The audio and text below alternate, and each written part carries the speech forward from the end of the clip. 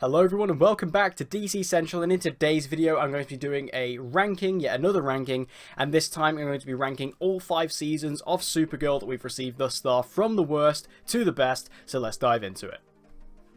So I've done this so far this season with all 8 seasons of Arrow. I've also done it with all 6 seasons of The Flash, so I thought it was only right that I did it with Supergirl as well. So Supergirl has of course wrapped its 5th season very recently. Of course, similarly to The Flash, it was an impromptu ending, but it was still an ending nonetheless, and that is still our entirety of season 5 now done. So I thought it was a good time now to take a look back at all 5 seasons that we've had of Supergirl so far and rank them from worst to best. Of course, this is just my personal ranking, it's just my opinion. This isn't the right list or anything like that, it's just how I personally feel about these seasons. So make sure you leave your own personal list in the comment section down below. Very interested to hear your thoughts on this one in particular, because it seems like Supergirl is quite the divisive show in regards to the rankings of the season. So I'm very interested to hear your thoughts in the comments down below. So with all that said and all that addressed, let's jump into the ranking. Coming in at number 5 at the bottom of the list is Season 1. Now, Season 1, of course, is a bit of an outlier when it comes to this show because it is completely different to the other seasons in a way. Obviously, this show this show started on CBS, so obviously it wasn't a CW show initially. So this season, in a way, can actually be seen as better as the other seasons due to its production value. It does feel a lot more higher budget. The CGI is much better in this season than it is in any other season, and that's just because the network it was on was of course much bigger and allows for much bigger budgets than the CW.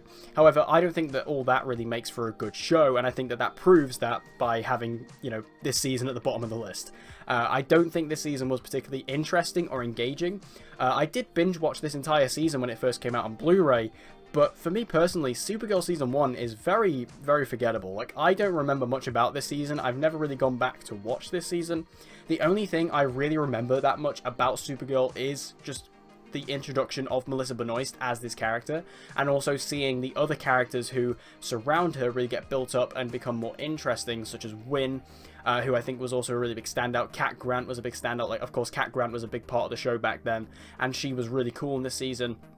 But even then, I think this show does kind of do dirty to some other characters, like James Olsen, even back in Season 1, was still being treated like a pretty bad character. He's basically just a love interest in this, and then, obviously, once that kind of goes nowhere in this season, James gets completely sidelined for the rest of his time on the show. Alex, who, as you guys know, is my favourite character on the show, I actually didn't like Alex in Season 1. I don't think she's a particularly strong character in this first season, not very compelling, and can kind of be annoying at times. And Jean, I think, is kind of underused here as well. So this first season for me, like, it was very interesting for me, like, to see a Supergirl show, or like a Superman-esque show. But I don't think this was the right way to do it. It just wasn't very compelling. I wasn't very engaged in it. I thought the story was weak. I thought the villain was boring. And, you know, for the first season, you really want to kick off with a good first impression, and this season was not that. Coming in at number 4, we have the most recent Season 5. Season 5... honestly, is pretty close to Season 1 in regards to quality for me. Just because I feel like this season, again, just did not have an engaging plot. It didn't have an engaging storyline. Of course, if you've been following my reviews for this season of Supergirl, you'll know I've not been happy with this season, particularly how they've handled the main Leviathan plot thread, and also how that links into Lex, and how that links into Lena with the non-the-cherry thing. It's just been all over the shop. Like, this just has not been making any sense to me up until the very last episode. And for me, that is not good writing. I feel like this season really didn't know what to do with itself. It kind of had this sick idea of wanting to do a season themed around technology, but that theme kind of gets lost in translation once you bring in Leviathan and once you bring in Lex and stuff like that, because they're all using technology, and it just gets lost in the midst of it all. And then everything else in this season I just feel like was messy. It didn't really feel like it had a direct vision. It felt like even the character stories weren't particularly well fleshed out in this. They forced this really difficult sort of friendship battle between Kara and Lena, which felt so unnecessary, and I think the way they wrote James off was really poor, even though James, I think it was good for him to leave the show, because I felt bad for Mechard Brooks for years, because he's a good actor and he just is getting nothing on this show. I was still sad to see him go, and the way he was wrote off was pretty unnoble. I think that this season just didn't really have much to say or much to do, and in the end they were just trying to force this really confusing storyline that didn't really make much sense until the very final episode, and even then, it's too little too late. Coming in at number 3, we have Season 2. Season 2 was actually quite a big step up for me. I actually enjoyed Season 2. Like, I look back on Season 2 quite positively, actually. I think that this season, yeah, it's not perfect or anything, but I enjoy a lot of the storylines in this season, to be honest. Like, a lot of the character stories were really quite good for me. I quite enjoy Kara's storyline. I like Win in this particular season. He gets a lot more to do here. I also like James actually stepping up and becoming Guardian, like, especially because after the first season I thought, okay, well, James has to do something. He becomes Guardian in this season, which I thought was a really cool idea. Unfortunately, that gets lost away when you get to Season 3, but for Season 2, it was still really cool at the time. Him working with Win, the introduction of Lyra was nice. We also got the introduction of Chris Wood as Mon-El, who, of course, became a huge character on this series, and I really like Mon-El. I think he's an awesome character. To see him kind of get introduced here and his arc start to develop is really nice. I enjoy his chemistry with Melissa Benoist. Of course, we all know that chemistry eventually, you know, evolved off screen as well. They're of course now married. Melissa's now pregnant, so that's, you know, a lovely story. But I think that Season 2 for me honestly had a lot of really great storylines and a lot really going on at the heart of it, which I really enjoyed. I was able to follow along with the story each week, really invested. And even the villain, like, I quite enjoyed Queen Rhea. I thought she was cool, and I like how obviously this was Mon-El's mother, so there was that moral battle between him and her, which I thought was a really nice dynamic to bring into the season. So overall, I really like Season 2 actually. I think it's a good season, but it's not the best. My runner-up, and I actually went back and forth with this, but my runner-up is Season 4. Season 4 is actually beloved by a lot of people, and Season 4 is actually going to be at the top of a lot of people's lists. And yes, I mean, the back half of the season, particularly the last handful of episodes, are fantastic. Like, the best stuff Supergirl's ever done.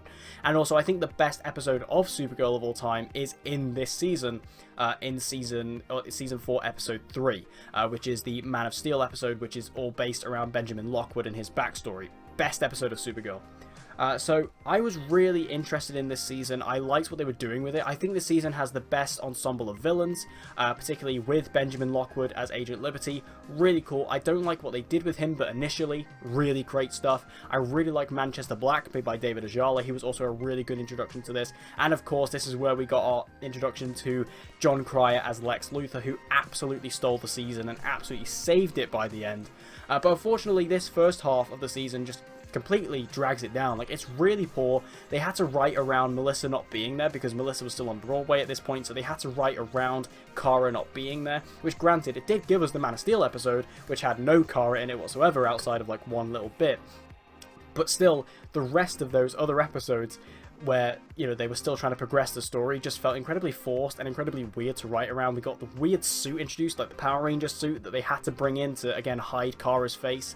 It just was really forced, and again, I feel like it was kind of a victim of the lead not being there, but at the same time, they really didn't do a good job of covering it up. But the back half of the season really does make up for it, and I think that the, you know, last few episodes with Lex and that storyline really do a lot for this season. So I think that this is a really good season. I enjoy it overall. It's just, I don't know if that first half is particularly redeemable. But my number one has to go to Supergirl Season 3.